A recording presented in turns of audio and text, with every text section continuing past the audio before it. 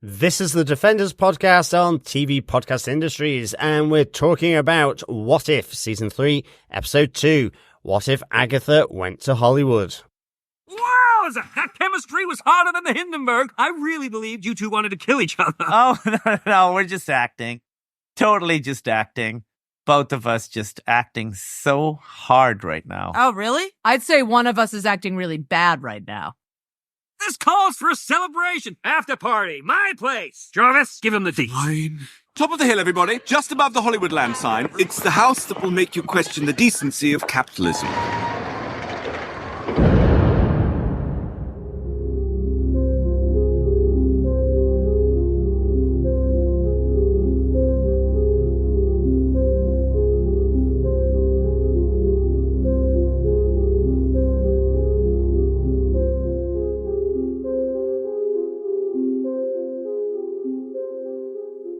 Welcome back, witches and fellow Defenders, of course. This is the Defenders podcast. This is TV Podcast Industries, and this is us talking about What If Season 3, Episode 2, What If Agatha Went to Hollywood. By us, of course, I mean I am one of your hosts, John. Welcome back, witches. I'm one of your hosts, Derek. And rounding out this Kingo-loving crew, I am Chris. I didn't think we'd get to say welcome back, witches, this quickly after Agatha along. It's good, I thought I would. Of course. No, it's great. It's just really good that it's only like a couple of months since Agatha along.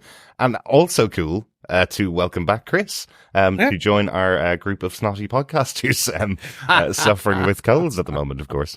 'Tis the season for viral chest Exactly. infections. There's something green bubbling out of the cauldron this evening. Oh, God. I didn't think you were going to use that joke again tonight, John, for the second episode of What If. It was a different form of... It was a different form of the joke. It involved a cauldron. It did to indicate the witches, of course, for the episode. But I do wonder if Mariah Carey did a song of "It Is the Season to Get a Flu and a Cold," would she have another Christmas number one? I can do that. I can be the Weird Al Yankovic of Mariah Carey season. There you go. No one would listen to it and it would destroy some eardrums, but I could do it. True. Excellent stuff. But look, fellow Defenders, before we get into our discussion about this second episode, let us just start out with a special shout out to Connie in Florida, who was our Agatha All Along Coven Cauldron quiz winner. Yes, she was. And has luckily received all of her goodies just in time for the holidays. So no port disasters, no delays at the airport for the goodies from the Agatha All Along Cauldron quiz. Yes, well done, Connie. Glad they got to you safely and in time before the madness. Absolutely. I was worried that things were going to start being affected by delivery times in the US, as they were. Like, I must admit, there were a couple of things that arrived a little later than I was expecting, but everything's there.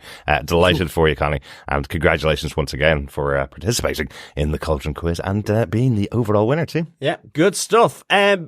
Unfortunately, no pub quiz for What If. Not for What If, because it's out daily is the reason. Exactly. If we were doing it weekly, it's much easier to put out a quiz question each week and then gather all the answers together by the end of the season. But doing a daily quiz is much more difficult, to be honest. Yeah. Also, like, what is a quiz? Like, what if is a quiz? Move forward. The joke didn't work. No, exactly. Yeah. What if that was funny? What is this philosophical question of the age? What is a quiz? But what is a podcast? I hear you cry. There you go. Fellow Defenders. Before we do answer that, please head on over to tvpodcastindustries.com, where you can subscribe to any good or evil podcast catcher of your choice.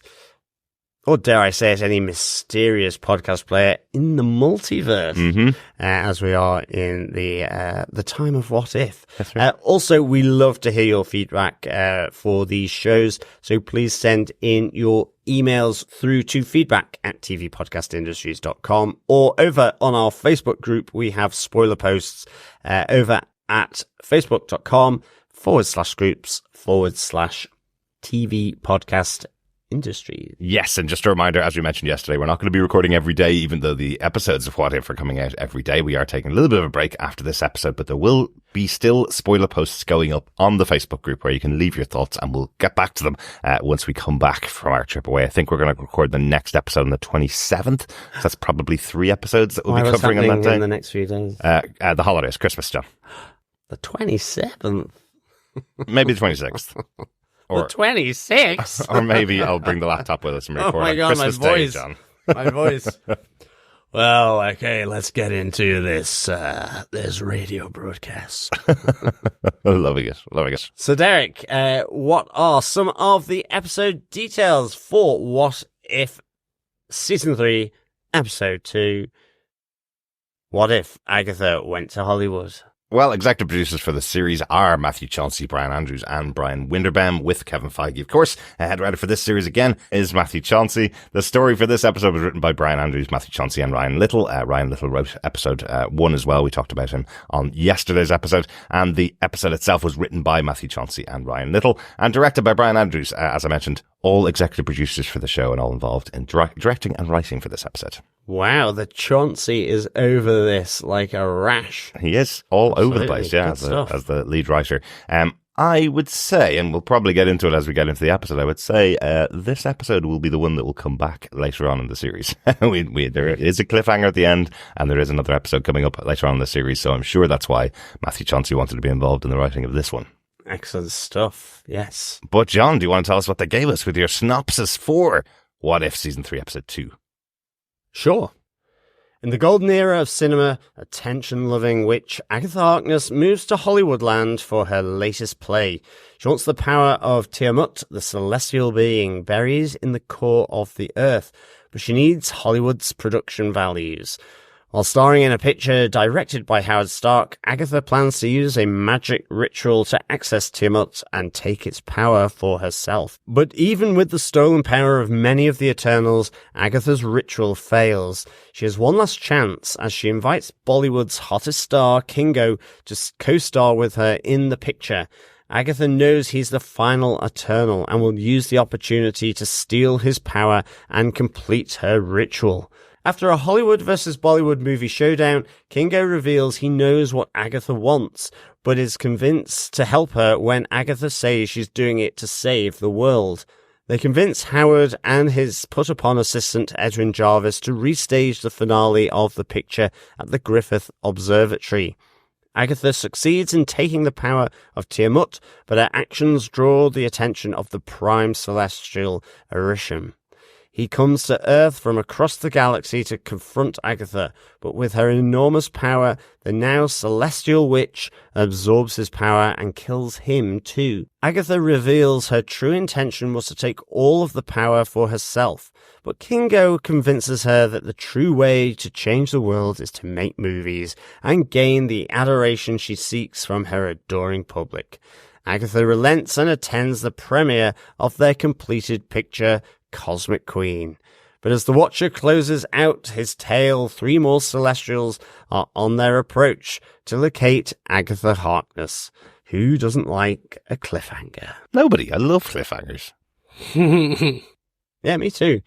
I like cliffhangers that you know are going to pay off in a sequel film or the next series. Yeah. I dislike the current proclivity towards doing cliffhangers and then them getting cancelled. Oh, like the 2 at the end of the Eternals movie, which I just rewatched kind today of a bit like after this that. episode. Yeah, the one that introduced Harry Styles into the MCU, and he has not appeared yet, and the one that introduced Blade and the Black Knight into the MCU, and they haven't appeared since then.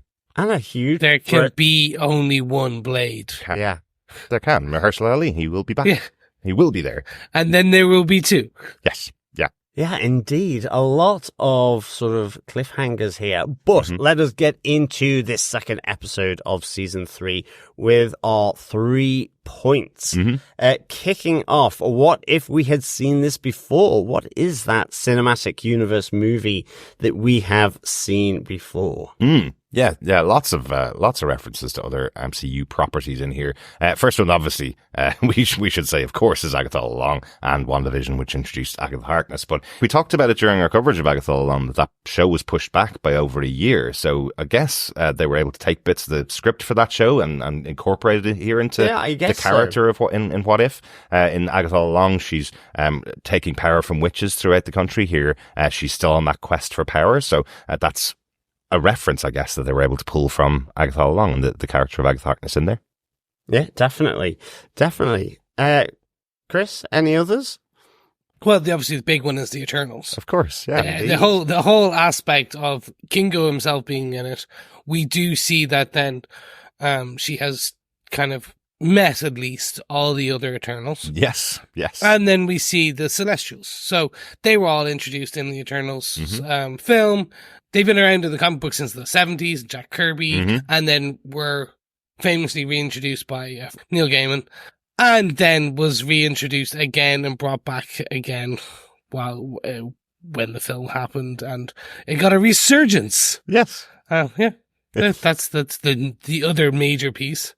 Kumail Nanjiani being huge and just like God, that was amazing. What being a comedic powerhouse and then getting Marvel Labs does for a career. Absolutely. Yeah. I was really pleased to see the Eternals back, even with, combined with the drawing power of Agatha. That was really good because, in kind of partially watching the movie again, it was just like, I really liked the movie. I also liked the potential it had for setting up like the Black Knight and Blade and so on. And I thought it was really, really good. Even just like, the talking point of the frozen celestials sort of partly emerged from the ocean. And, which has kind of almost been sort of brushed aside a bit since then. I think there's been a few references, but I think it was just good to see the Eternals sort of back on the Marvel slate, even though it's in What If, I guess. Yeah. We've talked about this before, the amount of projects that had to be pushed because of COVID and had to be pushed because of the writer's strike and the director's strike, and they've all moved out, and the actual plan for Marvel wouldn't have held back on the Eternals for as long as it has. Yeah. We definitely would have seen those characters in other movies and other projects. We know for a fact that frozen celestial Tiamut, which is coming out of the ocean, will be seen in Captain America: Brave New World just in a couple of months' time. So they will be reintegrated as the series continues. But because things were on the back burner for so long, it does feel like a lot longer since we've seen these characters. But what a great character to bring back in! If you're going to bring him back in one, you bring back in Kingo. Definitely. You bring back in Kumail Nanjiani. He's so good. And putting these two actors together, what a great match of forces that you've got. They really go toe-to-toe together, I think, Catherine Hahn and Kumail Nanjiani. Oh, they go really well together. Yeah. Oh, yeah. But I think for any of our long-time listeners, and I mean long time, there's one that I think you should call out because you guys this was one that you guys did for majority. I joined for 1 or 2 episodes max. Yep. But this was a Derek and John special. Yeah. Well, there was definitely Agent Carter as well, because that featured the Griffith Observatory there in LA. It was episodes 1 and 2 of season 2, and it had both Howard Stark and Jarvis there as well, as Peggy Carter. So there were 2 major characters in that show. That site is really, linked to the Agent Carter series as well, which was really good. And of course, Charlie's Angels as well, the reboot. So I must say, just after we watched the show, Derek was like, what other shows have the Griffith Observatory been in? And I was like, Charlie's Angels. No, I instantly instantly said one of the big moments in Agent Carter was in Griffith Observatory. Is there anything else? And John was going Men in Black and all these other terrible ones. But I do know Runaways also had a big moment set in Griffith Observatory in the second season as well. So Marvel has definitely used that location quite a few times. I think just the connection with Howard Stark and Edward Jarvis, who were central to Peggy Carter's adventures in Agent Carter, two other major characters in that show. I think just that connection and it going to Griffith Observatory was a nice callback to one of our favourite Marvel shows. Available now on Disney Plus if you haven't watched it, and also every podcast available on TV Podcast Industries.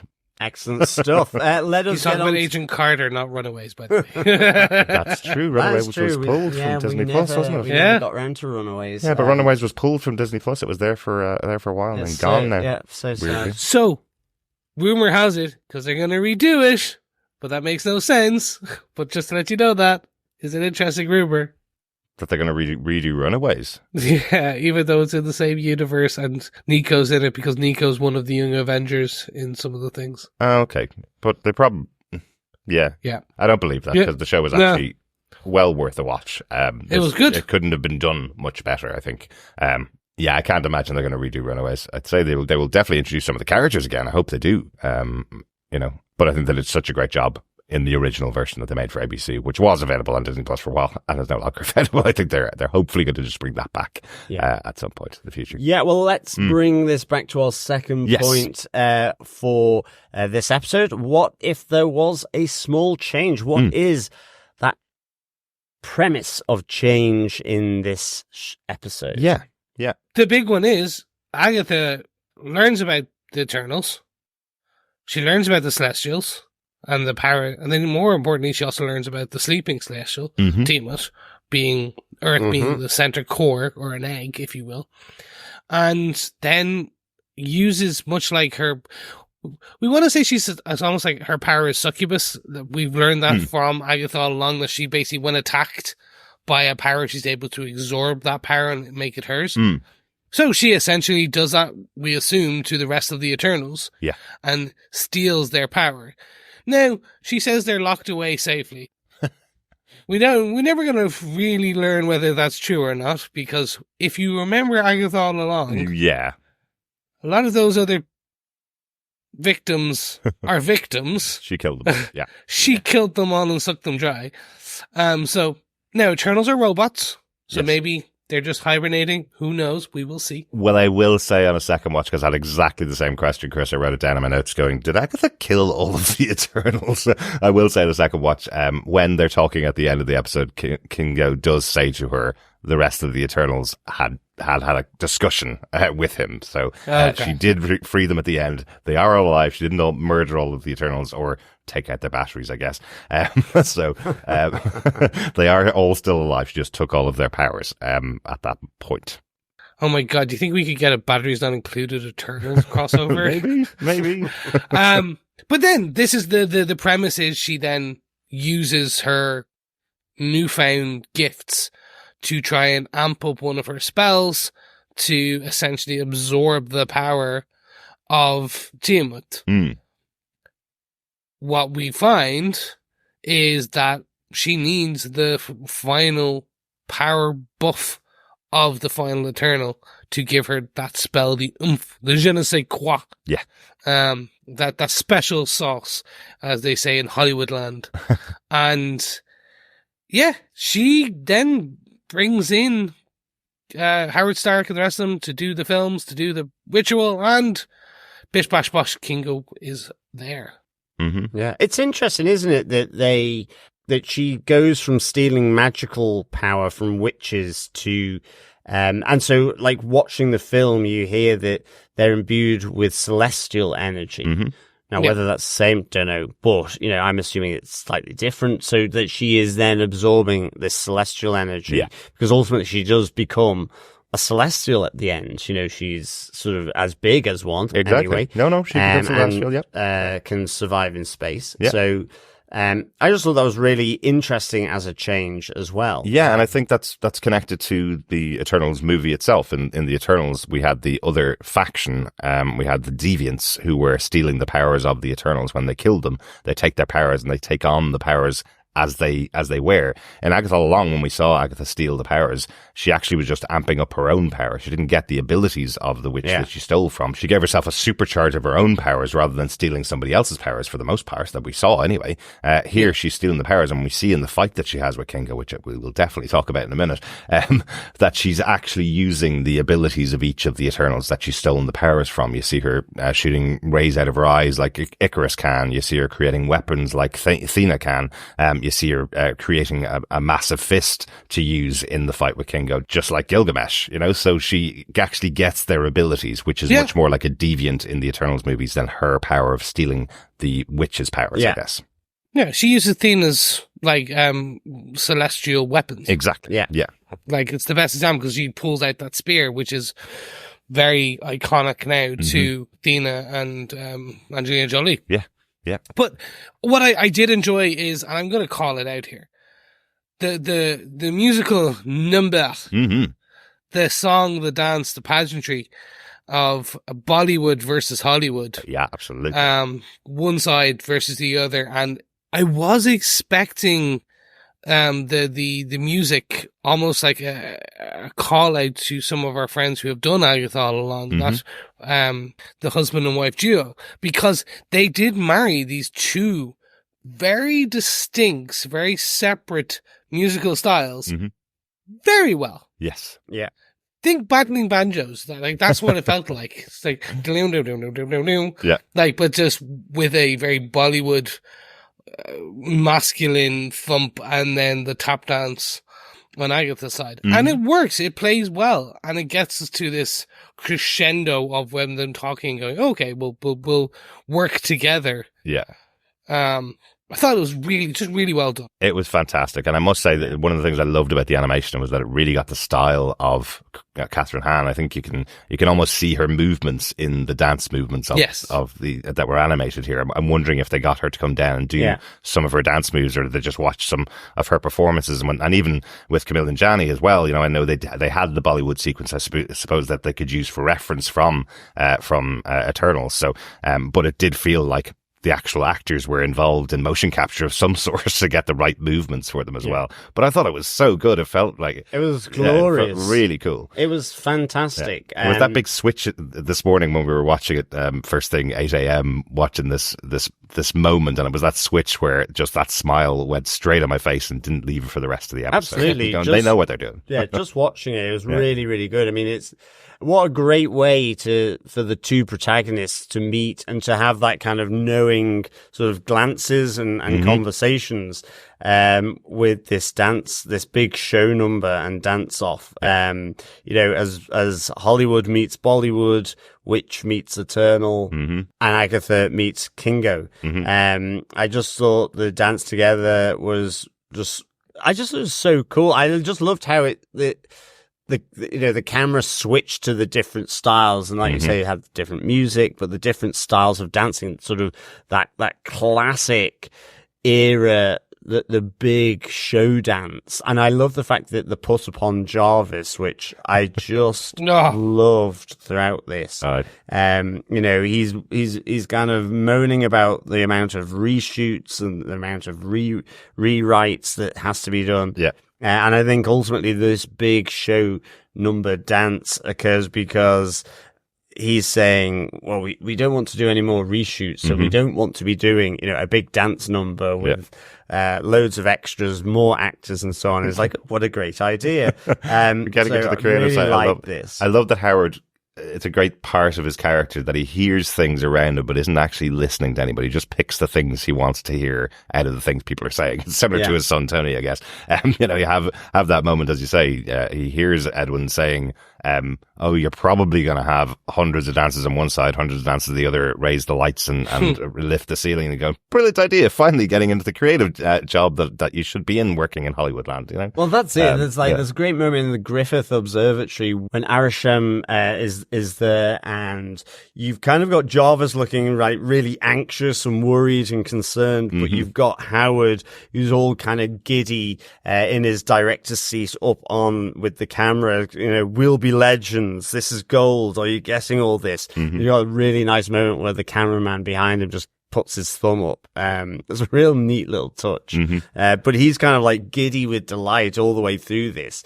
And obviously you find out that he knew that Agatha was a witch anyway. Exactly. and you Kingo was eternal as well. He was like, great, this is going to be brilliant. I don't quite like the way he said to Kingo, I'll have to look under the bonnet after this is over. It sounds like an autopsy is coming his way. But also, I think, what's the other great line that Kingo has? It's in Griffith Observatory, and he's kind of strung up, and he's like, this looks a bit like ritual sacrifice to me.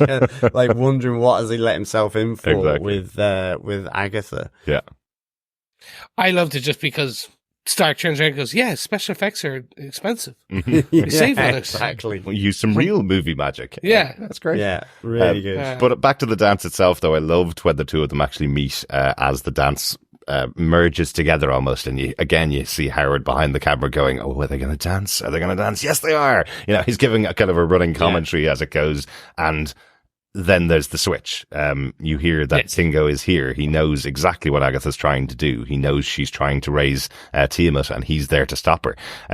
But an interesting little bit that they pulled from Kingo's character from Eternals, that she's able to convince him to join the opposite side that he started out on, just like he did in Eternals. He's the most easily convinced, I guess, of the Eternals to change sides.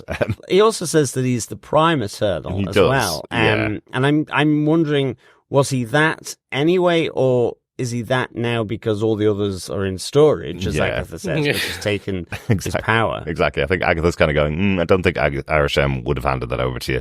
He might be a good actor, but not that good an actor. But yeah, I really like that that's the way they've done it. You know, again, it's bits that they've taken from the characters as written in the other properties and kept that characterization of them. That's how What If can work really well, when they tell those stories, when they come up with a great premise to use these characters to tell a different story, but they still form the characters that we've seen before. You know, Agatha still gets to the end, and we still find out this is just her path to power. Once again, no, she's not trying to save the Earth from it exploding because of a celestial being inside it. She just wants the power of the celestial beings and gets it, and then goes, I've got my power now, I'm moving on to my next thing, you know? She got the power of two celestial beings. She eventually did, yeah. Exactly. Yeah. Like, she's really powerful, and I think moving to our final point, what if the universe was changed forever? What would be so different? One of those is that, you know, Agatha, by absorbing these two celestials' cosmic energy, Arisham and Tiamut, like, she's hugely powerful. Yeah. I mean, even before she slays Arisham, he says, you know, like, you see him arriving. I do like that actual little interjection where it says, meanwhile in space, and you just see the red line sort of zooming across the galaxy. But when he arrives and he faces them, he's like, it must be strange, such a primitive animal or species as yourself with this type of energy. Yes. And again, I like the fact that she hoodwinks him, and it almost reminded me back to a Blackadder sort of sarcastic comment where she kind of hoodwinks him, and she's like, it's called acting. Because she fires the stuff that he just dodges. Yeah. She says, well, that was just to get you into position for this. It's called acting. Exactly. And it just reminds me of a Blackadder line. It's a great one. Funny. And that's a touchback to WandaVision. That's what Wanda did to capture Agatha in the end of WandaVision. She put the runes behind her, going over her head, missed her a couple of times, and the runes actually formed the way to capture Agatha. So that's what Agatha does here. She sends the runes behind him and creates the big... but this is all before the big cross. Well. Yeah, exactly. So she did something similar to what was in WandaVision. That's She's not being inspired by it. This is a different universe, and it's 80 or 90 years before she ever met Wanda. So, but I like that that's something similar that she does. Yeah. For me, this was just pure fun, and it ends in a way of the, ooh, because you do end with Agatha being a pretty powerful cosmic being. Like, so because her powers usually stay amped, like when she takes on that power. Mhm.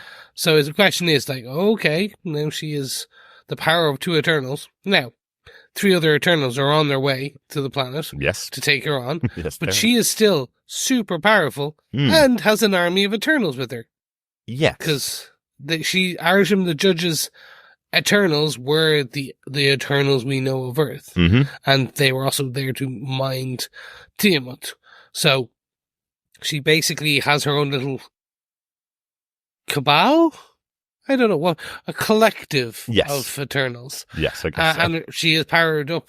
Yeah. And I do wonder whether we are getting, it is that kind of, what will happen next? Find out more, because it does feel that you could leave it at that and now all of a sudden they just get popped off to another planet. Yes, but Right. we've been hoodwinked by this every season. We almost talked about it, but we did talk about it on our first episode of this season as well. We've been hoodwinked every season. The What If episodes are never standalone. They will always reincorporate them somehow in the future. Yeah. And we know one of the episodes coming up later in the season, episode on the 26th, I think, on the day after Christmas Day, is What If the Emergence destroyed Earth? And the emergence is the emergence of Tiamat in the Eternals. So we're assuming that's the episode that's going to revisit the Eternals that are coming towards Earth to take out Agatha, especially because the Watcher at the end of the episode says, who doesn't like a cliffhanger, rather than a happy ending, right? So I think that's the cliffhanger he's talking about, that it will be revisited in this final season of What If. So. Maybe. I just think, like, you've also, Agatha is super powerful now. That is a nice one to pull into the very last episode, as you're kind of like, we need a super, very much like the Captain Marvel arriving at the end of Endgame, down through the ship. Yeah. That level of power. You're like, oh, here's Agatha. It was Agatha saving the day all along. Now, there is one thing we should probably discuss, and this is in the Wikipedia synopsis for the episode. Now, Wikipedia is not written by anybody involved in the show or anything like that, but in there they say that Kingo's speech to Agatha convinces her to give up all of the powers and get the adoration that she's always been seeking, this thing that she's trying to get more and more powerful by making movies that will change the world, and her fans will give her the adoration instead of her keeping the powers. And he also mentions in that discussion with her that the rest of the Eternals have been restored to life. So according to that Wikipedia synopsis, and again, just to have the discussion about it, she's actually given up all the powers. That's why she's returned to normal size. She's no longer the celestial size at the end of the episode, and all the Eternals have their own powers back. So she's now a very powerful person in Hollywoodland, but not a massively powerful celestial filled witch by the end of the episode. Again, according to the Wikipedia synopsis. What do you think didn't take of that. Did you guys see any of that at all? I thought she was just shrinking herself down to be the star. I had that. I just assumed she had shrunk down. Yeah, I took it that she shrunk down, and the speech had convinced her to not go after more power. Yeah. She didn't need to take more. She should take the adoration of the audience in Hollywood versus going after other Celestials and putting the Earth in danger, yada, yada, yada. That's how I took it. Mm-hmm. But I can see... No, I was going to say I could see where they're writing it, but I'm actually like, no, I'm kind of... It doesn't ring completely true, because we do know that the Celestials can go down, can manipulate their size, and we've seen that before. Yeah. And actually, in restoring the Eternals, like, yes, they're restored purely through the cosmic energy, and she's got 2 lots of celestial cosmic energy. So plus what she had already taken from. So in a sense, she's still hugely powered up, even if she does give back some of the energy just to restore the Eternals. Yeah, she basically gave away her baby toe. Yeah, exactly. It's like, oh no, that's not even probably like a piece of her like baby finger. Like that's comparatively to, because she has 2 Celestials. Yeah. Again, the Wikipedia synopsis is saying that she gave up all of the power, that power to become a star in Hollywood. And I think that's, I'm not going to go into my overall wrap up for the episode, whether I defended it or not. I did absolutely enjoy it. But one of the things I found a little bit grating in this episode was the speech from Kingo to Agatha. It's something I'm a huge fan of behind the scenes stuff. I'm a huge fan of filmmaking overall. But once that stuff where a writer in a writer's room starts writing about writery things that nobody else should really know about when you're watching a show, nobody should be thinking about it. Nobody should be thinking that people in Hollywood actually go out and make movies and say, we're going to change the world by making this dance spectacular. That's the only thing I didn't really like, that Kingo had to rely on Agatha's love of adoration to solve this problem where she became a celestial. Agreed. I thought it was a little bit much. Agreed. It felt a little schmaltzy, and it felt a little schmaltzy in episode 1 as well, with that kind of conversation. See, I preferred it in episode 1. No, agreed, but I on the spectrum of schmaltzy, it was less schmaltzy than this one. On a scale of 1 to too much schmaltz, this had Exactly. 4.5 schmaltzes out of 10. But I mean, I think it was to the point that, I mean, I didn't really... I know what you're saying. I took it, and I still thought it was way too schmaltzy, but I took it as she was looking to portray everything. Yes. And Kingo appeals to her ego, effectively, or the people that have dismissed her, ignored her, not paid her attention, and that she can crave that not just by taking power. That's not going to get her what she wants. Yeah. It's recognition or attention of her, I guess, skills. So that it was just done in a real schmaltzy way around changing the world with movies, which you hear at the Oscars, every sort of 10th word is, we're going to change the world. Yeah.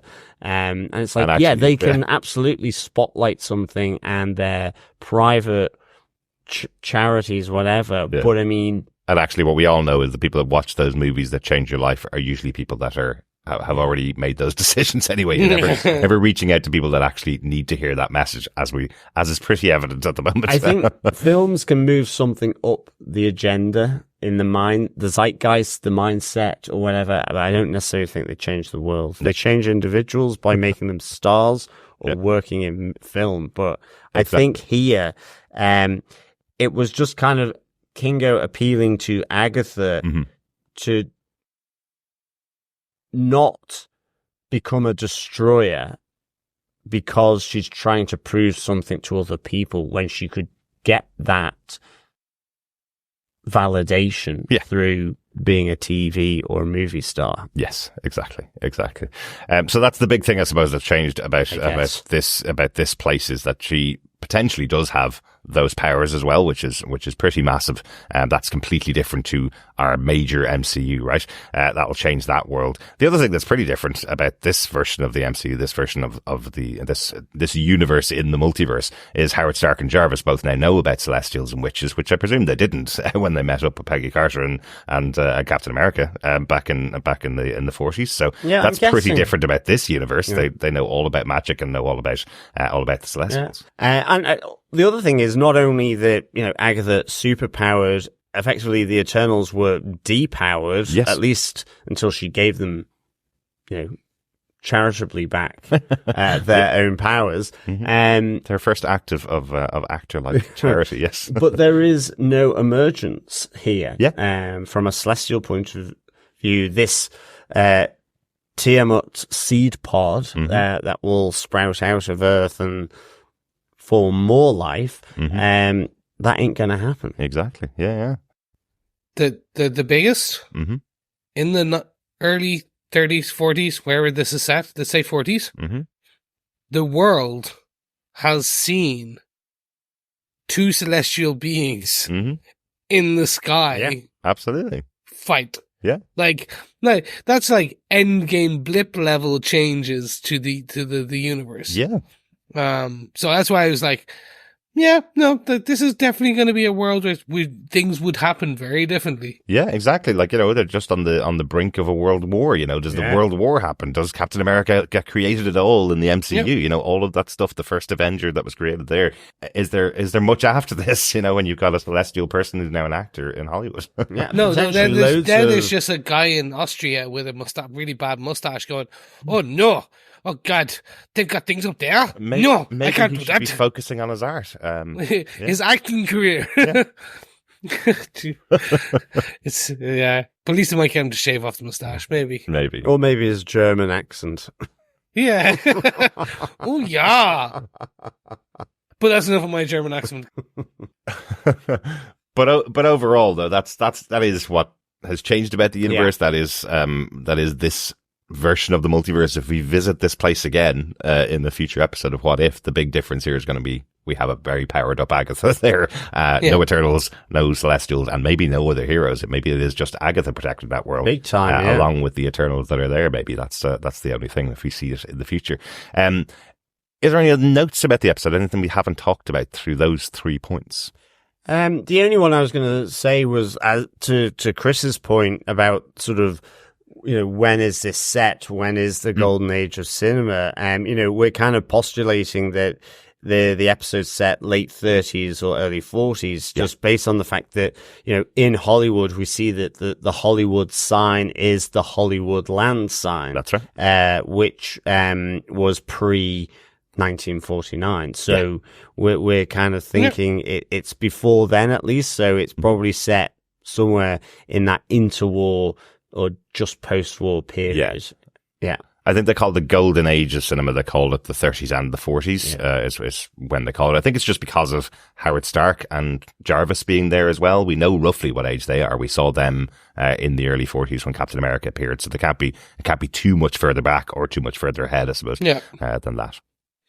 I will raise my hand, and this will show my ignorance of American U.S. history. I did not know Hollywoodland was a real thing. I thought it was just them making a pun on like Hollywood. Oh, right, the MCU. Land like, the MCU. Right. I did not know that was an actual Hollywoodland sign was an actual historical thing. So I learned something today. Do you know what I found out today, Chris, to give you a little bit of extra on this? So if I learned it, we might as well let our fellow defenders learn it as well. The Hollywoodland sign was actually put up there by an estate agent trying to sell Hollywoodland, an area of properties below it. It was supposed to be up for 18 months while they sold the houses. That was in the 1920s and stayed there until 1949 when it started to fall down. The H apparently fell down at one point, and because you could see it from all across Hollywood, they all got together and went, lads, we need to fix this thing. Take down the sign, fix it all up.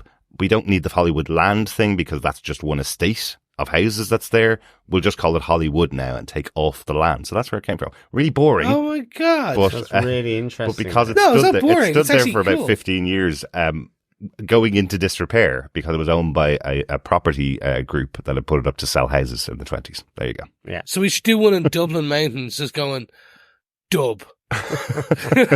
No, Dublin. It'd have to start out at least with Dublin land, and then eventually some of the letters fall off. Okay, I'm gonna go Dublin land. There you go. We just need the guy from the Fontaines to say it though. Absolutely.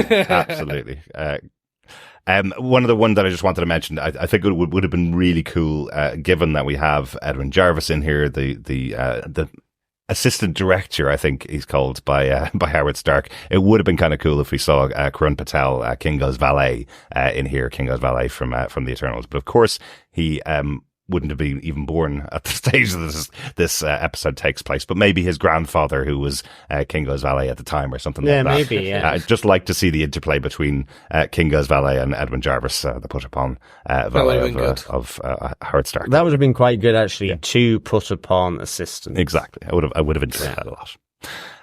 Excellent stuff. Well, let us get into our defense for episode 2. What if Agatha went to Hollywood? Chris, do you defend this episode? I do. This was fun. This was a fun Hollywood romp in the 40s. And yeah, no, I enjoyed it. I enjoyed the beginning, the middle, and the end. Like, I enjoyed that it left on a cliffhanger, and even if we don't go back to it, I do enjoy that it potentially what it could set up for the future in just an interesting way. I love Catherine Hahn. I love Camille Nanjiani. So this was fun to see these two again portraying their characters. And I think that's what if I enjoy most, which is putting characters that we only see every now and again, like screen time wise. Mm-hmm. It's not like the old like X-Files where you had 22 episodes a season and you had a lot of time with David Duchovny over years. Yeah. This is, yeah, but this is like, we've seen Kumail Nanjiani as Kingo twice. Yeah. In the Eternals, and now this. Mm-hmm. And you're like, oh, okay. It's like, give me more. Yes. So let's wait and see. But yes, overall, I do defend this. Derek, do you defend this episode of What If? Absolutely. Oh, I loved this. This is one of my favorites. I really enjoyed this. I had a big, huge smile on my face watching this episode this morning. I think particularly because we enjoyed Agatha all along so much when we podcasted about it, when we watched every episode just a few weeks ago. And I kind of thought when they were talking about this episode, I thought it would lead into something like, you know, oh, here comes Scarlet Witch again, or, you know, oh, actually she meets Captain America and it's going to be a Captain America story. But for it to be such an episode focused on Agatha Harkness, meeting up with one of our favorite characters from the Eternals as well, having Kingo in there, the two characters themselves being the center of the episode, I think it stood out to me as being something really special. They know what they have in the MCU. They know the kind of actors that they have that they can bring into this show in What If, give them a really good story, have a lot of fun with it, and tell something that's really fun to watch. And that's exactly what I'm looking for. We had a bit of criticism for the first episode of the show because it featured characters like Shang-Chi and Moon Knight, who we really wanted to see again after their brilliant appearances in the Shang-Chi movie and Moon Knight TV show, only being given 2 or 3 lines in that episode. You know, you bring them on board, you put them there, and then they're just background characters, whereas here we have 2 of our favorite characters getting a real story together. It felt meaty, it felt enjoyable, and that dance sequence was excellent. I really enjoyed watching that. Watched it a couple of times today. Yeah, I really, really enjoyed. High defend from me. Hope we're going to get to see more of this world later on in the final season of What If. How about yourself, John? Do you defend season 3, episode 2 of What If? I really do defend this episode. Give this 5 celestial creative juices out of 5. Yeah, I really, really enjoyed the whole premise of this. Agatha's sort of moving into 6th gear, you know, moving on from mere mortally witches into the celestial energy stealing. The dance number is just a glorious spectacle. A great idea, and just pulled off in such a fantastic way. Yeah, it had me just sort of entranced as I say, as you had Kingo and Agatha meeting through the medium of dance, dare I say it. Really good. I like the fact that you have sort of this anarchic kind of Howard Stark, really, and just constantly, like, completely full of energy as well. I'm sure Agatha could have stripped some of the energy from him and he'd have still been able to direct the movie. But I love his kind of high octane, high energy sort of enthusiasm for everything that's happening and going on. But it just works really well. The cadence of it, what he actually says, and then contrasted with Jarvis is so good.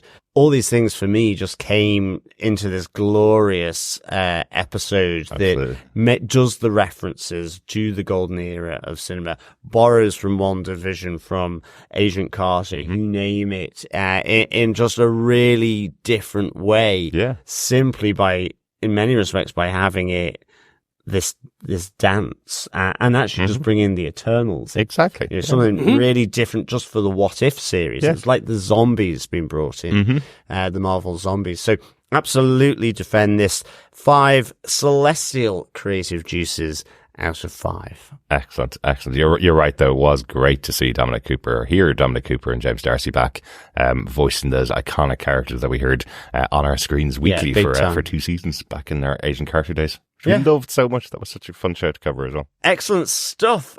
You've heard from us, fellow defenders. Let us get on to hearing from you with our multiversal messages and feedback.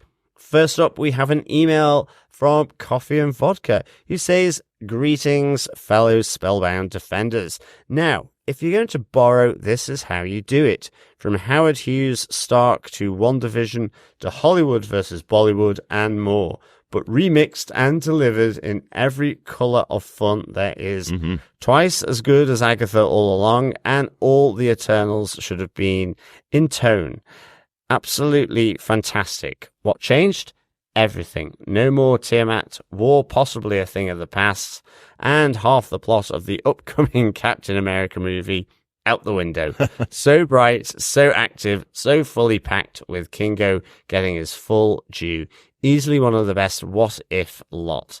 All right, done gushing, off for a rewatch. 5 aborted rebirths, Balmoral glyphs, and Arashamiring remains out of 5.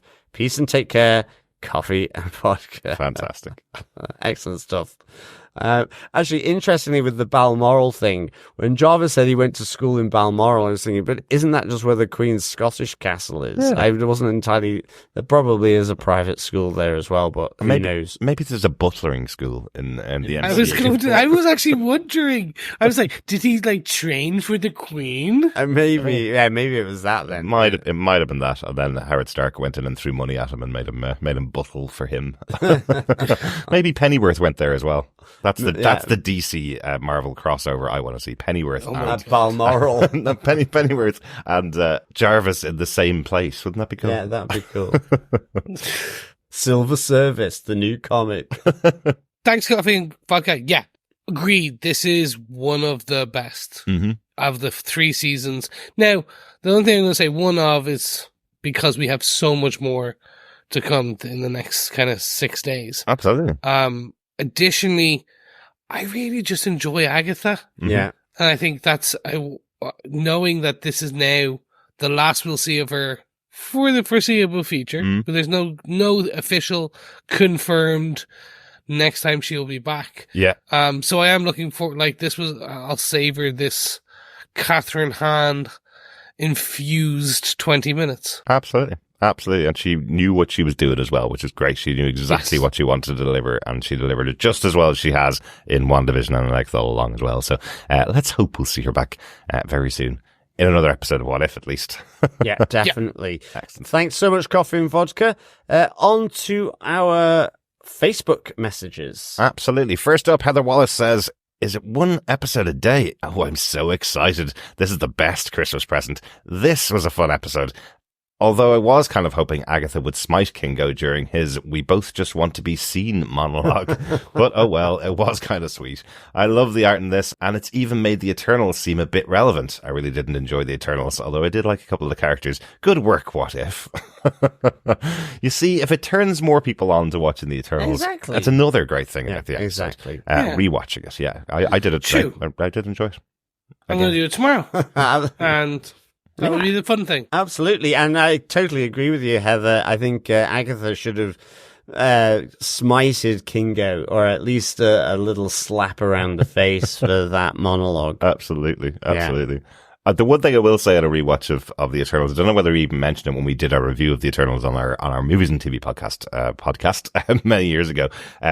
Did we mention about the accents and how weird it is that everybody keeps their own accent, even though they all came from the same ship? That we have Icarus speaking with a Scottish accent, and we have American accents. We have Barry Keoghan with his proper Dublin accent.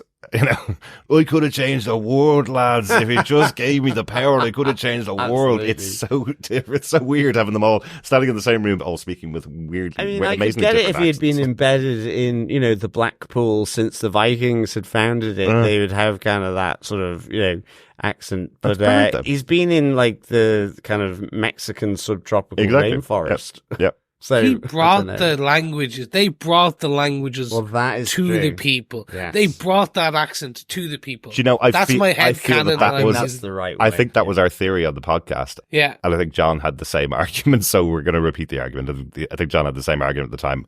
They could have been those people that brought those accents, but we never see them being in Scotland or in Ireland. We see them being in Mexico. There was a lot America of time in between. Exactly. There was a lot of time. Anyway, go watch Eternals. It's a lot of fun. Yes. It's on Disney Plus. It is. Also on Facebook, we had some feedback from Dr. Bob Phillips, who had this to say. What if we combine the arch camp of Agatha with the sparkly energy of Bollywood and the golden age of cinema and sprinkle in a bit of cosmic magic? Would that be too much? In my best Han impression, not at all, darling.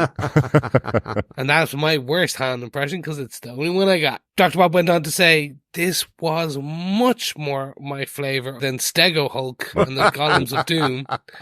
Very happy to see Kingo back and Jarvis, tripping exasperation and meta commentary in every line. Mm-hmm. Yes.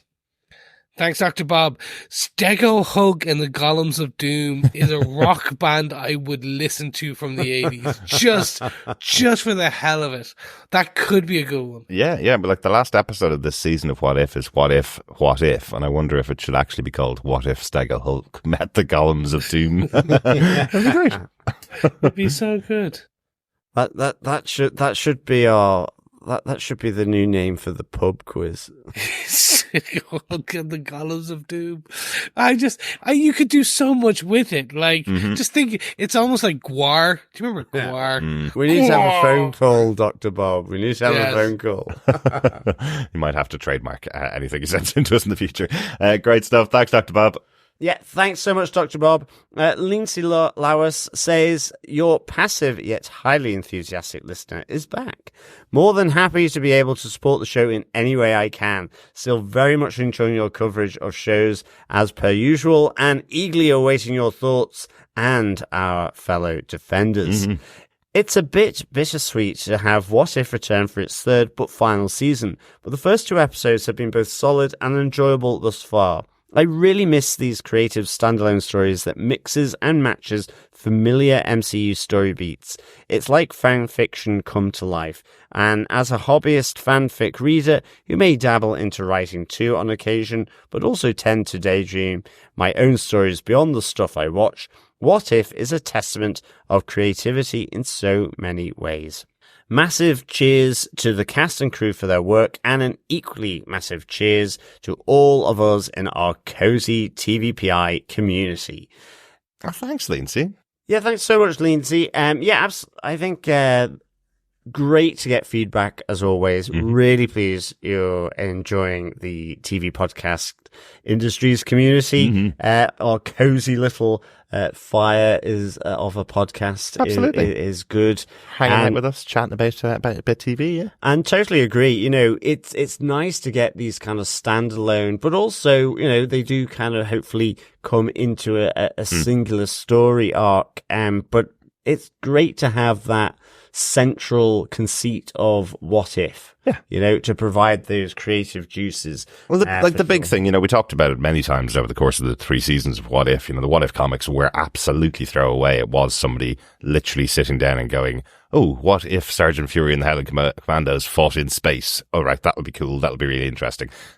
In the MCU, we've had the whole 10 years now, where it's all connected. Everything has a knock-on impact on something else. So it allows them to be a little bit extra creative when you get into What If, because it doesn't have to have a big knock-on impact on the rest of the universe, the rest of the MCU. They can have a bit of fun. They can play around with the characters, put them in different situations. And then, yes, okay, it may have a knock-on impact on the What If season, but it doesn't have to have a knock-on impact on the MCU in totality, which gives them a bit more freedom to have a bit of fun in this world, which is great, enjoyable in the same way that a fanfic writer doesn't have to worry about the knock-on impact in the universe. Yeah. They can play and have a bit of fun.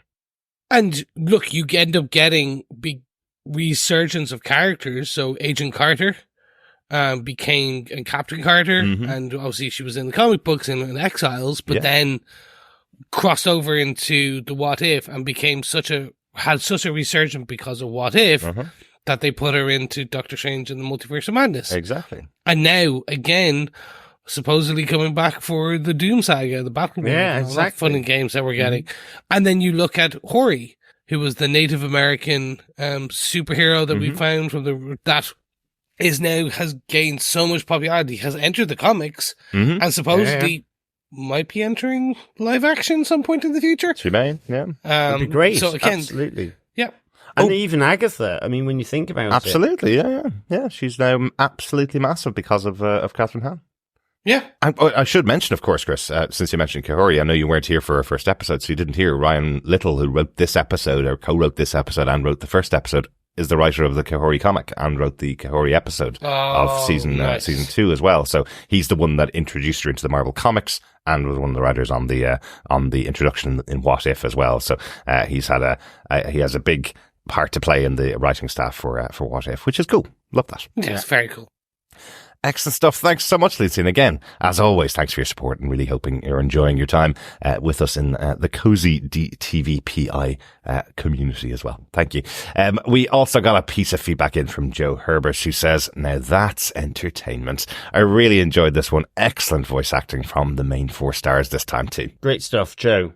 It's just great to hear them all back together, really, wasn't it? Particularly, I suppose, having those 2 major cast members, Dominic Cooper and James Darcy, back from Agent Carter, playing around in this world with Catherine Hahn and with Camille Nanjiani. You know, that they just seem to be having a lot of fun. And I know most of these sessions aren't even recorded together, so they just seem to be enjoying themselves in the voice work. So great. It's really good, isn't it? Yeah. Thank you so much, fellow defenders, for the feedback and thoughts, observations, theories, you name it, all good stuff.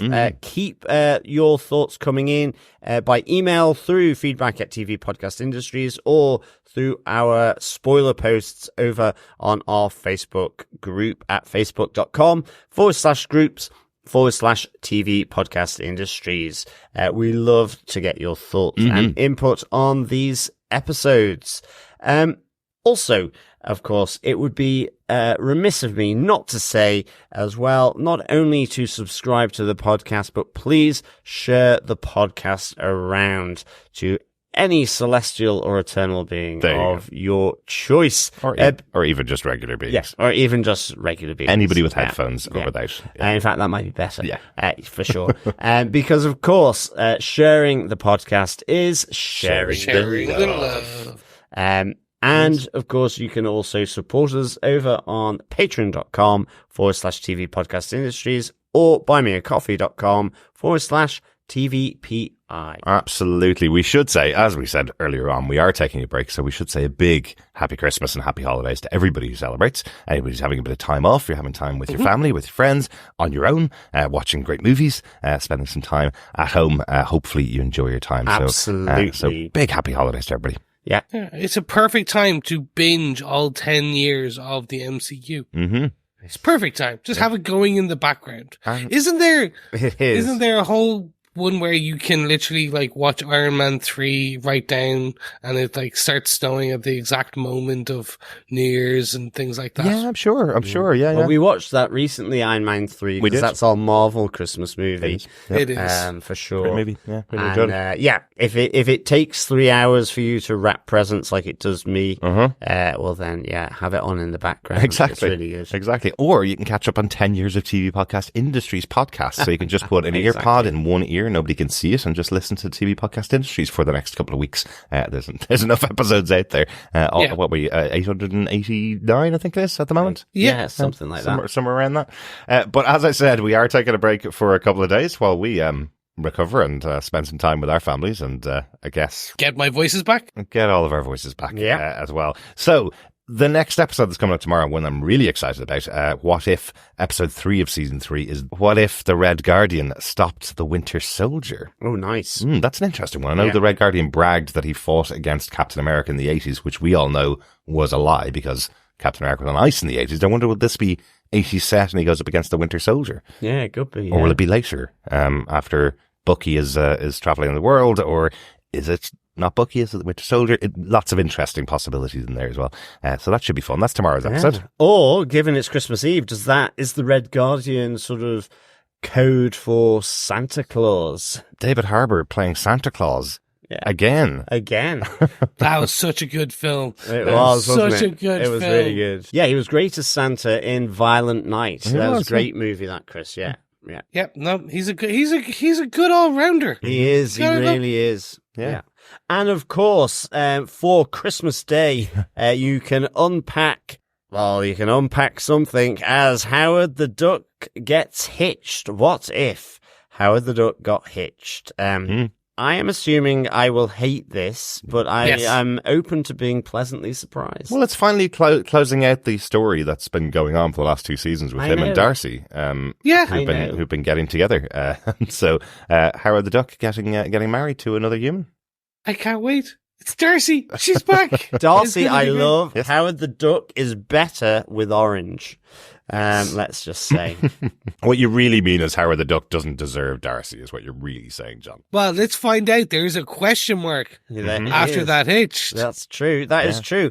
And then for St. Stephen's Day, we have what if the emergence destroyed the earth? All that Christmas hope destroyed. Absolutely. Absolutely. Excellent. As it should be. The day after Christmas, what if the earth got destroyed? Excellent stuff. After you've done all that time with your family, there you go. This is the You fitting are- present yes. you get. You are a husk of your former self. All right. Exactly. But we do want to hear your thoughts about those episodes while we're on our break. Do email us into feedback@tvpodcastindustries.com or pop on over to the Facebook group at facebook.com/groups/tvpodcastindustries, where I'll have spoiler posts up for those 3 episodes. Leave your thoughts in there. We'll discuss them on the next podcast when we come back, hopefully on the 27th.